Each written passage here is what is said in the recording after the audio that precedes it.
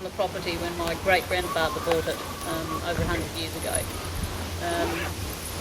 None of the family have ever actually lived in there, but we've had families of migrants that came over just after the Second World War that were housed at the Woodside migrant camp, and they would come and live in the cottage and work on the family orchard and so on. So there have been people living in there, but not us. When great-grandpa bought the property, my grandfather and his brother would cycle up here every day from Paynham to work on the property, and the novelty of that wore off fairly quickly, so they actually built that house up there on the top of the hill.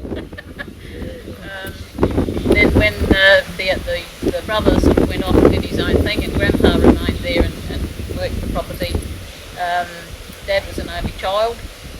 When he married, he moved to the house just down there, the lower one of the two, and that's as far as he went. He moved about 100 yards in his whole life. But while he was living here, of course, things have accumulated. And my youngest brother now lives in that house, and when Grandpa died and Peter wanted to move in, what do we do with all the furniture and things that have been collected over the years? And this little cottage sprang to mind. It was pretty run down and worn out, and Dad was actually going to bulldoze it. There's a cellar underneath, and he was thinking, good idea, bulldoze it into the cellar, bit of soil over the top, and it'll all be nice and neat and tidy. But Jack Keynes, who was one of the instigators behind the museum at Birdwood, came in and told him quite bluntly that was a, quote, bloody stupid idea, and convinced him that he should turn it into a museum.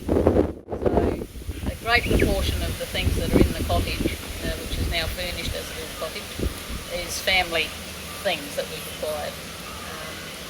The cars, of course, represent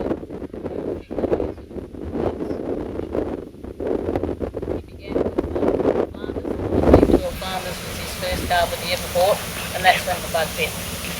So over the years he's collected, I think there's 16 cars, sort of bikes, stationary engines in there, and so we'd just like to say, make yourself at home, have a look. If you've got any questions,